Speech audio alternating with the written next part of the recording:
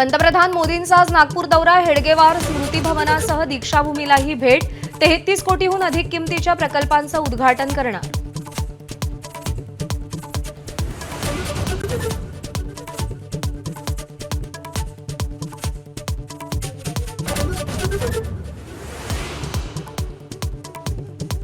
राज्यभरात गुढीपाडव्याचा उत्साह। गुढीपाडव्यानिमित्त विविध शहरात पारंपरिक शोभायात्रा, मेळाव्यांचं आयोजन। नाट्य, सिने कलाकार, नेते मंडळींचाही सहभाग।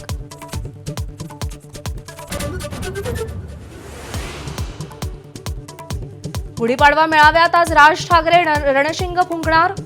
विधानसभेतल्या दारुण अपयशानंतर पक्षाला उभारी देण्याचा प्रयत्न।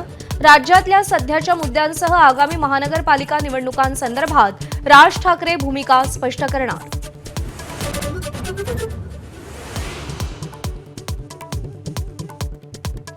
मनसे अध्यक्ष राज ठाकरेंना औरंगाबाद खंडपीठाचा मोठा दिलासा। 2008 साली झालेल्या हिंसाचार प्रकरणात पुराव्यांअभावी निर्दोष मुक्तता।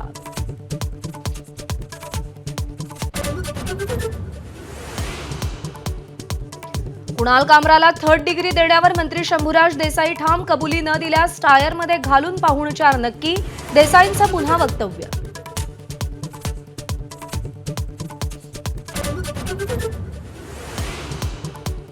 यंदा आणि पुढील वर्षी कर्जमाफी नाही, अजित पवारांच्या विधानाला फडणवीस आणि एकनाथ शिंदेंचा दुजोरा। तर अजित पवारांनी विश्वासात घेऊन भूमिका घ्यायला हवी होती, शिरसाटांकडून अप्रत्यक्ष नाराजी।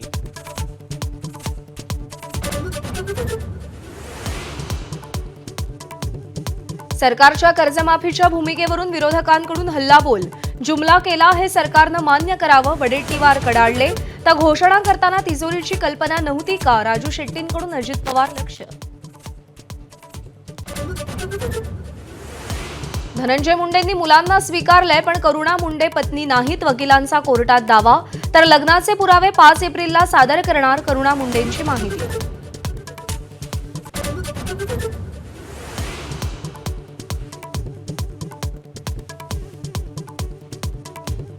वाघ्या कुत्र्याच्या समाधीचा वाद चर्चा करून सोडवू शकतो, फडणवीसांचं विधान। तर छत्रपती शिवाजी महाराज आणि संभाजी महाराज हे 2च वाघ, उदयनराजेंची प्रतिक्रिया। एबीपी माझा, उघडा डोळे बघा नीट।